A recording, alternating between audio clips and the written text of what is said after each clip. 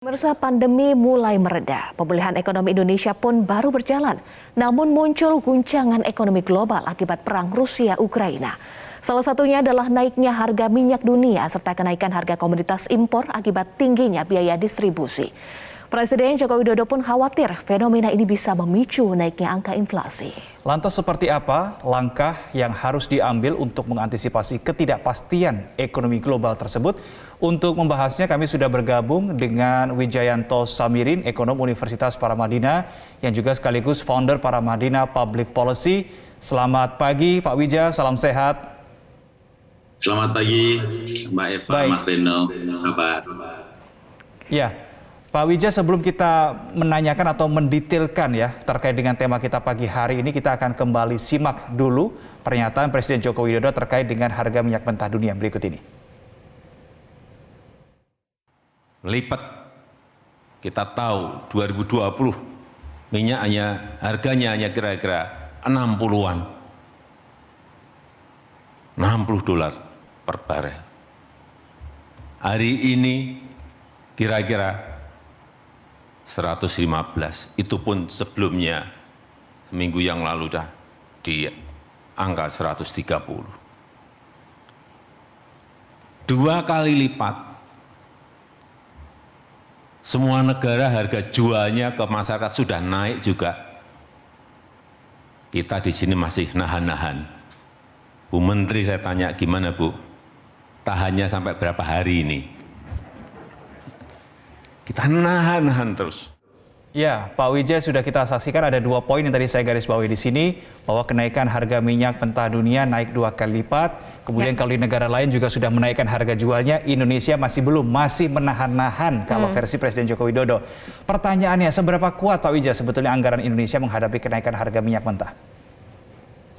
Sebenarnya agak berat situasinya, karena kita ini dalam situasi di mana memperoleh banyak leniensi, misalnya defisit boleh lebih dari 3%, kondisi normal hanya 3%. Kemudian sekarang ini BI bisa membeli surat hutang pemerintah di pasar primer. Nah, 2 hal ini merupakan angin ya yang membuat kita masih tetap bisa survive secara fiskal begitu ya, tetapi ini tidak bisa permanen seperti itu.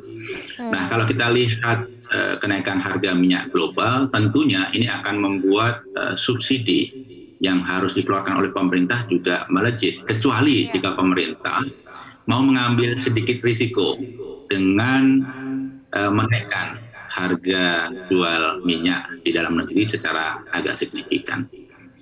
Kalau kita melihat apa yang menyebabkan harga minyak global naik itu sebenarnya bukan hanya krisis Ukraine, tapi sebenarnya sebelum krisis Ukraine terjadi, harga minyak itu sudah naik ke level 90-an. Jadi krisis Ukraine itu membuat minyak sempat melejit ke 130.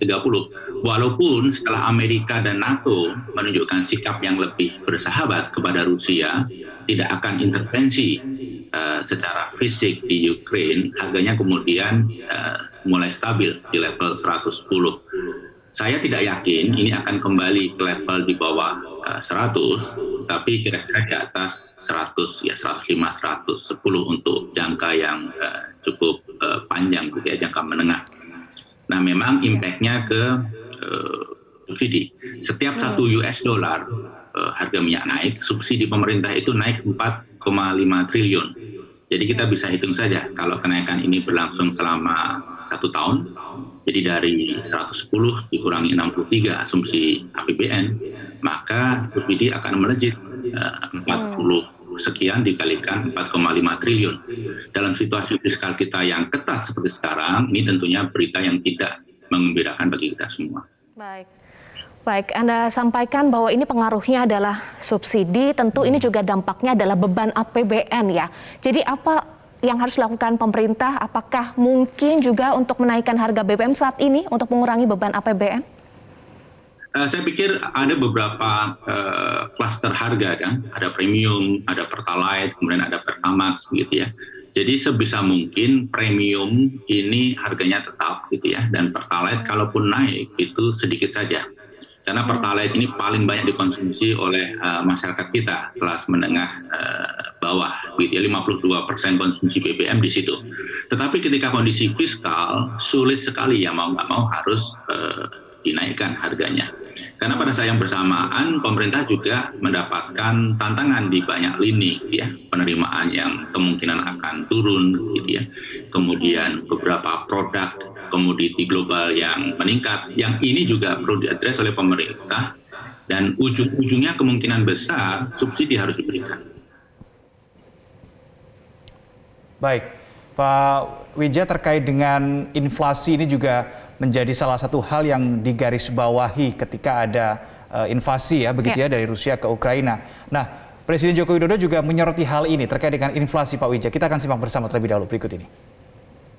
Untungnya inflasi negara kita masih terkendali dengan baik, masih 2,2. Coba lihat di Turki, 48,7. Di Amerika yang biasanya di bawah 1%, sekarang sudah di 7,5%.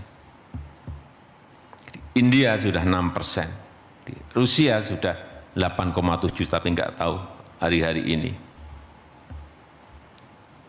Situasi seperti ini. Dunia. Iya, Pak Widja, Presiden Joko Widodo sampaikan bahwa inflasi Indonesia masih aman di 2,2, tetapi jika harga minyak mentah dunia terus melambung, akankah berdampak pada angka inflasi Indonesia? Nah, seberapa signifikan kenaikannya? Sebenarnya harus kita highlight ya, inflasi rendah di Indonesia itu karena memang demand-nya itu belum bangkit, gitu ya, karena pertumbuhan ekonominya masih rendah. Jadi kalau ekonomi di tahun 2002 bangkit, secara otomatis, secara natural, inflasi juga akan melejit.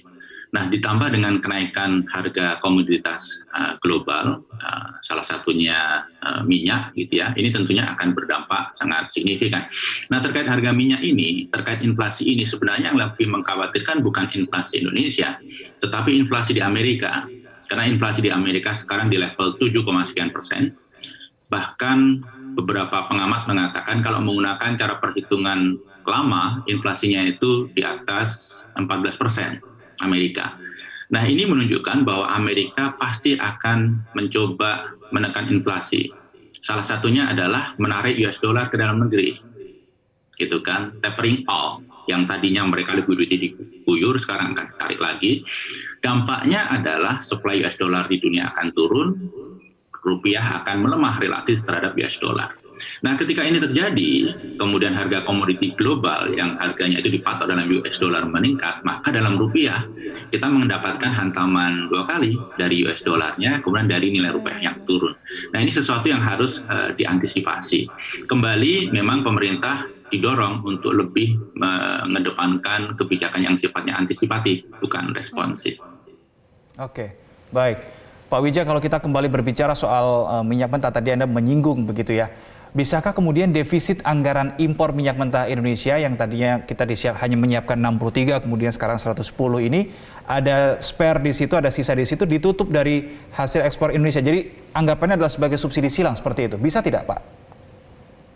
Sebenarnya bisa. Cuma dari sisi produksi sendiri kan kita juga tidak terlalu menggembirakan situasinya. Karena pasca pengalihan kepemilikan beberapa sumur minyak itu produksi mengalami penurunan, begitu. Jadi dari aspek itu sebenarnya juga kita menghadapi tantangan. Asumsi-asumsi yang tadi kita sampaikan itu dengan asumsi bahwa dari sisi produksi kita tidak ada masalah. Tapi Mas Reno betul. Jadi tadi saya menyampaikan baru impact dari sisi cost-nya. Ketika kita juga memproduksi, tentunya ada benefit dari sisi value-nya. Tetapi kalau kita lihat situasi saat ini, di mana kita net importir yang luar biasa besar, 1 juta barrel lebih per hari kita import, maka sebenarnya kita dalam kondisi yang tidak diuntungkan. Pasti cost akan melejit lebih dahsyat daripada peningkatan revenue. Baik. Ketika cost akan lebih meningkat dibandingkan dengan revenue, apa yang kemudian harus secepatnya, setidaknya jangka pendek terlebih dahulu untuk mengambil langkah yang untuk mengamankan seperti ini? Kalau untuk minyak, saya rasa pemerintah perlu mulai melakukan edukasi kepada masyarakat, gitu ya, tentang peluang-peluang, kemungkinan-kemungkinan situasi global. Jadi seperti yang disampaikan Pak Jokowi tadi bagus, masyarakat diedukasi. Jadi ketika suatu saat ada kenaikan harga, bahkan Pertalite harus dinaikkan, masyarakat sudah relatif siap, sudah teredukasi, sudah paham. Dan dalam situasi kayak gini, pemerintah harus mulai menyusun kebijakan energi yang antisipatif. Jadi dengan asumsi harga seperti ini, apa yang akan dilakukan, harga minyak global seperti ini, apa yang harus dilakukan. Jadi itu sudah ada dalam textbook pemerintah, sehingga ketika sesuatu terjadi sesuai dengan prediksi, action bisa segera dilakukan dengan cepat. Pak Wijaya, tadi Anda mengatakan bahwa untuk kebijakan menaikkan harga BBM khususnya Pertalite ini bisa menjadi sebuah solusi, tetapi tidak terlalu signifikan kenaikannya. Perkiraan Anda, kalaupun pemerintah Indonesia sampai terpaksa menaikkan harga BBM, berapa kira-kira kenaikannya? Estimasi Anda? Ini tentunya tergantung pemerintahnya, willingness untuk mengambil risiko. Karena ketika menaikkan Pertalite itu ada risiko ya, ketidakhappyan masyarakat gitu ya. Kalau kita lihat kan harga keekonomian saat ini kira-kira 14.000 gitu ya. Pertalite jual di harga 7.000 sekian gitu ya. Jadi 50%-nya kira-kira. Nah, seberapa besar pemerintah mempunyai kapasitas fiskal untuk memberikan subsidi. Dari situlah ditarik mundur usulan saya ya, harga minyak di level retail itu baru ditentukan. Jangan sampai kebijakan itu kemudian diambil, ujung-ujungnya fiskal kita yang sudah super kesulitan sekarang ini makin terbebani gitu ya. Karena saya memprediksi ada begitu banyak kebijakan yang perlu dikeluarkan oleh pemerintah mengantisipasi situasi global. Tetapi kalau kita tidak pikirkan dampak ke fiskalnya, nanti akumulasi dampak negatif ini membuat fiskal kita berantakan. Dan trust investor, trust dunia global pada Indonesia, trust dunia bisnis kita sendiri juga akan turun. Pak Wijaya tadi sempat sampaikan bahwa pemerintah harus memanfaatkan peluang-peluang yang ada. Sebelumnya juga Presiden Joko Widodo menyatakan akan memanfaatkan peluang yang ada. Nah, peluang apa saja sebetulnya yang dimiliki Indonesia? Sebenarnya pada saat situasi sulit seperti ini, pemerintah harus memanfaatkan ini untuk mengambil kebijakan yang pada saat kondisi normal sulit diambil. Misalnya subsidi, kita melakukan subsidi untuk banyak hal. Subsidi ini by nature itu kan harusnya temporer saja gitu ya. Tetapi banyak subsidi di Indonesia yang awalnya temporer kemudian menjadi permanen. Jadi hal-hal seperti ini harus mulai dipikirkan gitu ya.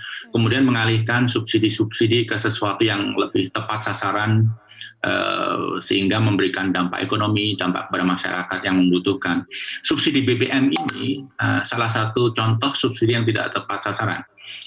Lihat saja misalnya Mas Reno, kemudian Mbak Eva ketika ke pompa bensin gitu ya, banyak mobil mewah membeli Pertalite gitu ya, mobil dengan harga miliaran gitu.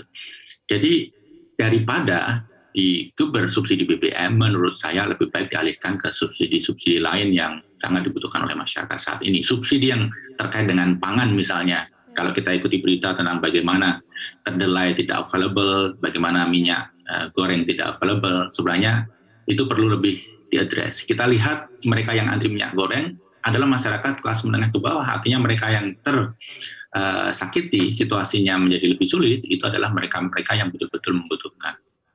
Baik, Pak Wijaya, di tengah ketidakpastian ekonomi global seperti saat ini, kalau kita berkaca di Indonesia, sektor apa saja yang harus diperkuat oleh Indonesia untuk mengamankan ekonomi negara? Saya rasa sektor-sektor yang terkait dengan UKM.